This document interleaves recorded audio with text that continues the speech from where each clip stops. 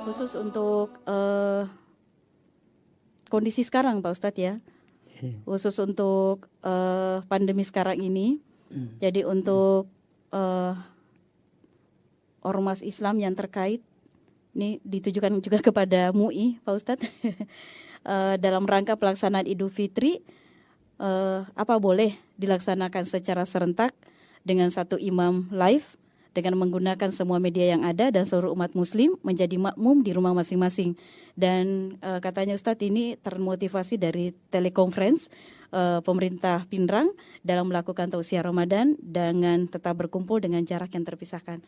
Ya, mungkin saja maksudnya ini Ustadz yang telekonferensi ya, imamnya melalui live dan bisa diikuti di rumah. Apa ini diperbolehkan Pak Ustadz? Terima kasih. Bismillahirrahmanirrahim. Dalam kaitannya dengan ibadah, tentu ada aturan-aturan khusus yang diletakkan oleh Allah Subhanahu wa taala dan baginda Rasulullah serta para ulama salafus salih. Bahwa kalau berbicara dulu tentang telekonferensi yang menyangkut di luar ibadah memang boleh.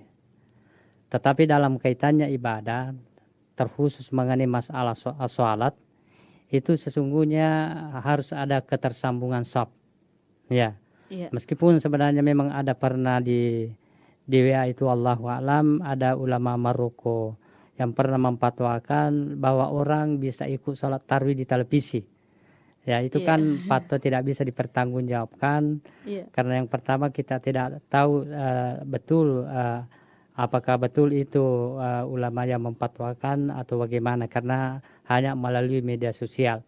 Tetapi sesungguhnya kalau salat Idul Fitri itu mau sama dengan telekonferensi itu sesungguhnya tidak sama karena salat itu atau ibadah itu punya aturan-aturan tersendiri, terutama itu ketersambungan saf. Kecuali Masjidil Haram, itu Masjidil Haram ketika Masjidil Haram itu penuh bisa orang salat di hotel, meskipun tidak bersambungan safnya karena itu dikatakan satu kesatuan tanah haram. Berbeda dengan di negara kita, berbeda dengan Indonesia. Tentu tidak sama dengan tanah haram. Bahwa ketika kita misalnya bertetangga dengan masjid. Di masjid orang sholat tarawih atau di masjid orang sholat sholat Idul Fitri. Lalu kita ikut itu punya aturan tersendiri tidak sama dengan daerah Masjidil Haram.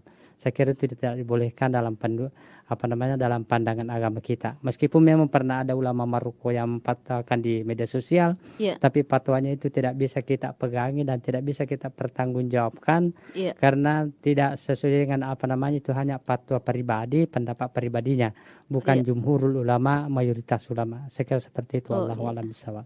Ya, terima kasih Pak Ustadz atas penjelasannya sangat luar biasa sekali ya dan mungkin saja ini karena sangat ingin melakukan ibadah Ustadz ya jadi bisa ternyata tidak boleh ya melakukan sholat berjamaah secara live, imamnya live dan makmumnya di rumah tidak diperbolehkan Ustadz ya. Begini ya, saya tambahkan misalnya kalau sholat Idul Fitri nanti.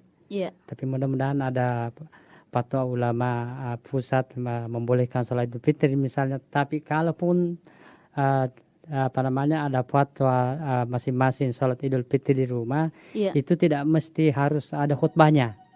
Jadi sholat Idul Fitri itu tidak mesti harus ada khutbahnya karena khutbah daripada sholat Idul Fitri itu hanya sunat atau melengkapi sholat sholat sunat Idul Fitri.